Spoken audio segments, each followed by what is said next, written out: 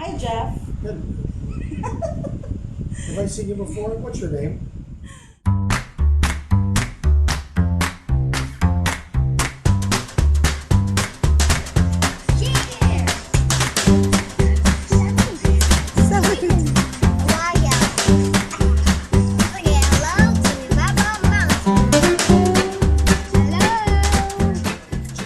Okay, so this is Jeff. He's the daddy. He's the reason why we have three mutants. Well, one half of the reason. So today we're gonna discuss parenting during a pandemic for the second episode of Magic Mondays. While we're doing that, we're gonna eat. Gift. We're gonna eat Ribs. and some buffalo chicken wings from Nirvana Ribs Chicks Atbp of Chef Marvin. He's our neighbor here in Liluan. So thank you, Chef Marvin. So we're gonna eat while we're discussing parenting during a pandemic. So We don't have any plates, so we don't have any forks. So we take this out. what you get? Then I'll go get it. Alphas. I don't think much of our parenting style changed when this pandemic happened. Oh, really? Yeah, because we don't have, number one, we always say this, we don't have a TV at home. So, Well, we kind of do. well, we have, Which are the pads and pods and laptop and so on. yeah, but you know what I say. I mean, but we don't have like a physical TV. There's no, I think number one, when you're a parent, you have to be there. You have to mindfully parent. You have to be there because a lot of parents, and I'm guilty of this a lot of times. Like we're there physically, but we're not there mentally and emotionally. no, because we're also working with these things. Mm-hmm. And they're being torn. I may be on the couch, but I'm writing a letter to someone. Or you're on your computer and you're working, and the kids are playing with this, or jumping up and down. Like this, for example, I've been working, and then the danger when you work is that you kind of like to speed things up or hurry, like get the children dressed, or they have to eat this immediately because we're always in a hurry. You want to get things done. But I think during the pandemic, one thing that I'm really I really like is to be really there and to see my kids grow. You Go know, upstairs. Go upstairs. see my kids grow and learn and make mistakes and then learn from those mistakes. So I've learned to be a mindful parent, to be really there, to be there not just physically, because you can be there physically, you can be there and they see you there, but you're not connected to them because you're busy with your phone, you're scrolling through your Facebook timeline, or you're binge watching on Netflix.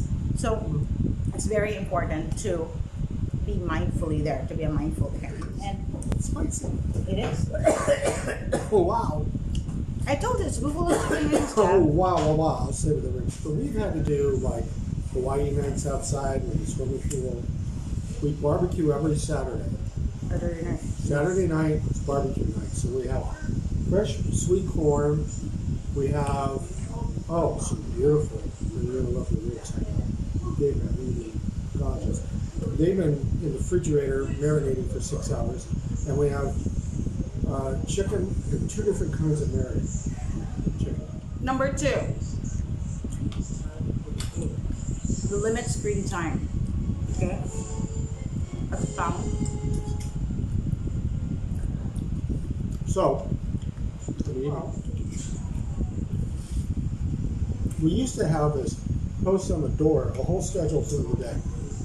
From morning till you have a schedule. They know it 9 o'clock, 10 o'clock, 11 o'clock, all the way through the day, exactly what they do. In that, there is a specific time in which they're allowed to watch movies that are pre-approved by parents. They don't just get to watch whatever they want. There's so much really, really bad stuff on television. Yeah. Oh, I can't even describe it. My brain is melted. I've seen a lot of bad stuff. I don't want them to see it. So we will pre-approve what they watch on Netflix. We pre-approve already. Yeah, whatever they see, it's going to be, yes, you can see it, or no, you can't. There's a danger and a tendency for us parents to let gadgets babysit our children because it's so convenient. Yeah, it really It's is. very convenient, especially that, and you know, we cannot always blame parents for that because especially now that the delineation between work and home is very thin because people are working at home and they're also managing the household. So, but then you have to fight the urge to let, Just park them. yeah, to let gadgets babysit our children. It's really important to check first what we watch Oh, yeah. because They're curious. we've seen this. You know, I mean, there are episodes of cartoons that are uploaded on YouTube, for example, that are Inappropriate. yeah, and then sometimes they're stabbing. You know, there's cartoons killing each other. Well, it's not necessarily sex, but the violence is rampant. And at their age, they don't know the difference. Yep. They don't know the difference between reality and fantasy. They think everything they see is real. You know, we have a soon-to-be 5-year-old, but he's 4 now. He sure doesn't know the difference between one and the other. He thinks it's all real. So yeah, limiting screen time is really important. And with that comes with their opportunity to be bored. They need to be bored. They need to be so bored they just, I'm so bored, right? They have to be. Because when they're bored, that leads us to number 3, which is you let them use their hands. When they're bored, they create something, invent something. Yep.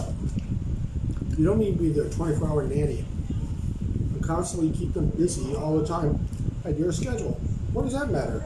And it's not your responsibility to always entertain them.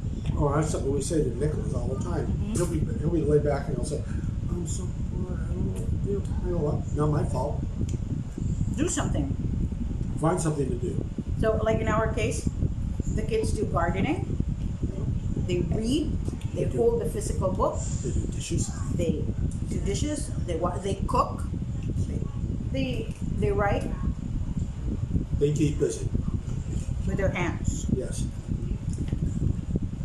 That's important because you want them to be not programmed by television or the commercials.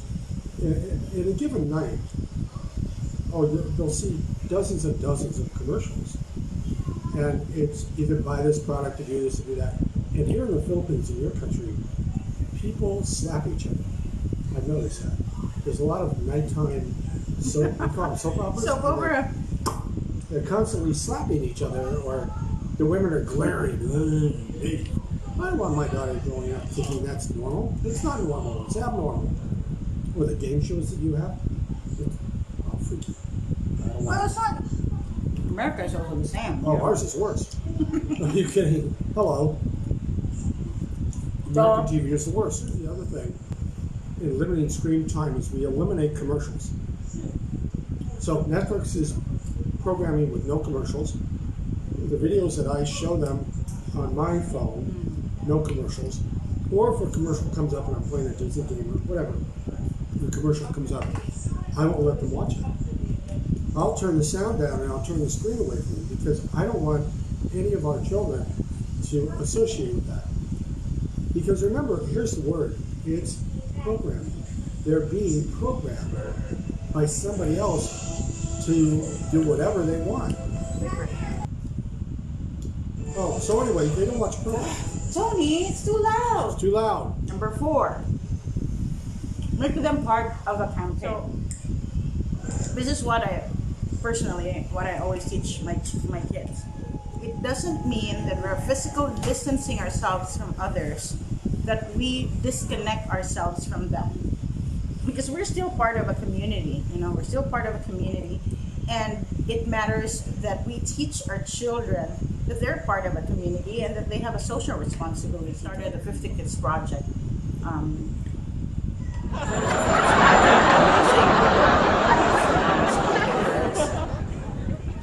Hygiene stuff that we donate to schools. Our daughter Antoinette also started 2 businesses, and that also connects her to people. people because she has a Facebook account where she gets her orders.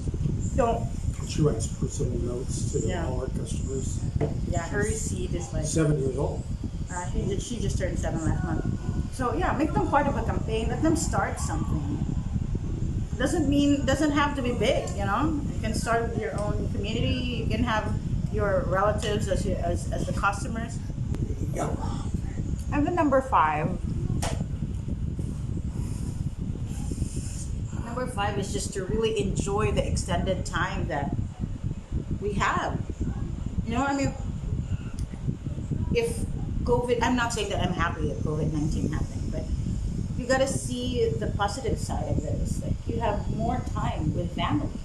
Well, also we're in a safe place. Mm-hmm. Okay, now I go out all the time. I just went out and did a bunch of shopping, but we're in a safe place.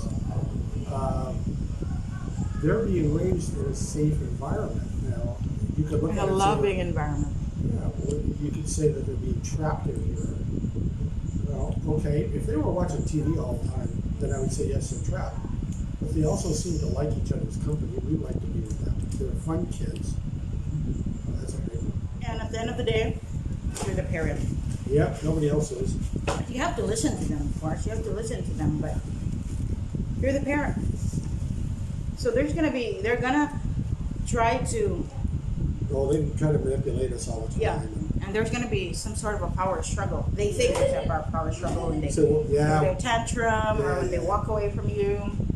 But Or they'll just ignore you, and then they'll ignore me, and they'll go to her and say, "Mom, can I?" And then I'll just look over and say, "I just told you no." I personally think there's no such thing as, oh, I won because I'm the parent, or oh, the child won.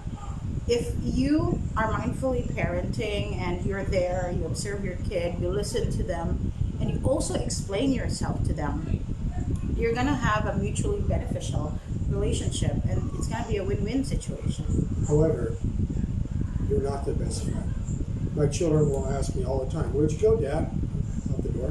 Well, that's his. That's my thing. "Where did you go?" "I went out the door." "What did you do then?" "I turned right, went down the street." I'm not going to tell my children what it is and have to report it to them. I don't do that. I don't do it with anybody. Well, I do it with her a little bit. I'm a different. Well, we don't always agree, and that's the thing with parenting. Not just during a pandemic, but parenting in general. You also have to accept that your parenting style as the mom and the parenting style of the dad will not always be the same, and you will not agree in all aspects. But you have to have a united front when you are in front of the children. There's one other caveat. You don't correct the other. Mm-hmm. If she's correcting the children, I step away. I do not get involved and vice versa. Mm-hmm. Right? Because you cannot overstep. The children won't understand that. If she's correcting them, and what we do is, in parenting, we make them mount the wall, which is their hands on the wall, feet down, looking straight ahead. When it's really, really Tense. They've done something that they know they shouldn't have done. We don't use corporal punishment. That doesn't work anymore. they don't listen. They don't listen. We've tried Whack 'em on the spanking. ass. We've tried spanking before, and it only worked up to a certain age. Yeah, And now it that they're 7 and going on 5, doesn't work. Facing the wall, on the other hand, is very effective. Especially when the other two are watching, the one being mounting the wall, and you explain what it is that they did wrong on why they're mounting the wall.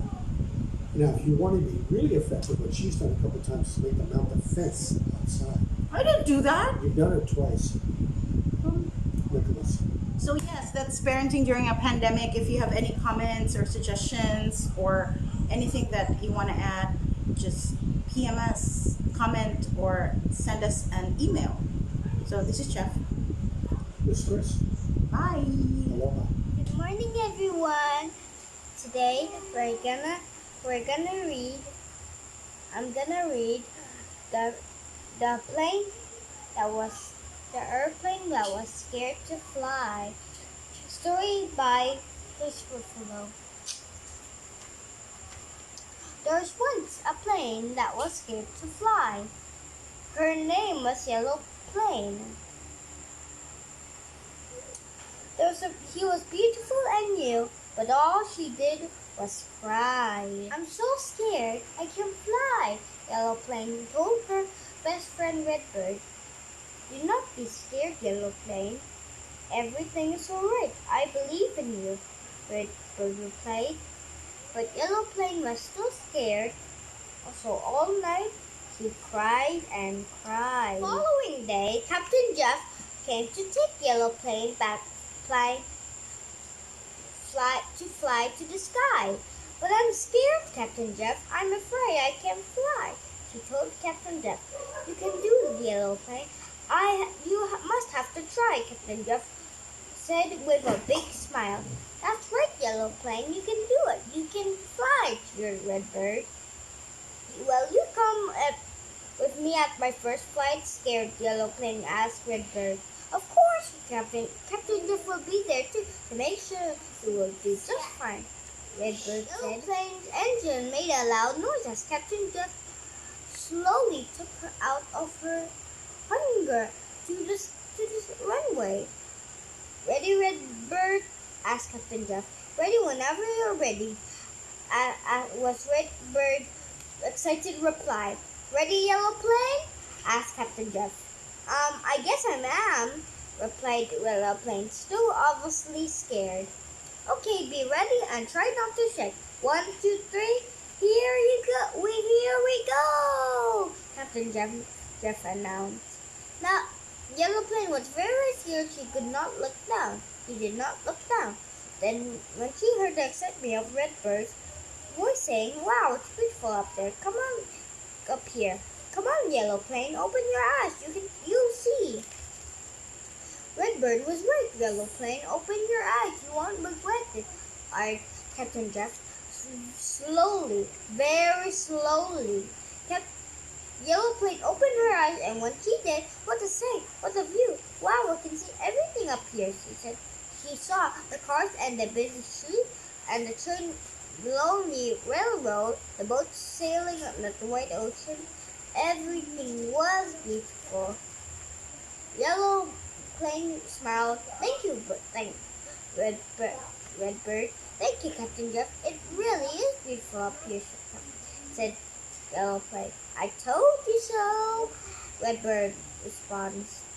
So, ready to fly again tomorrow? Asked Captain Jeff.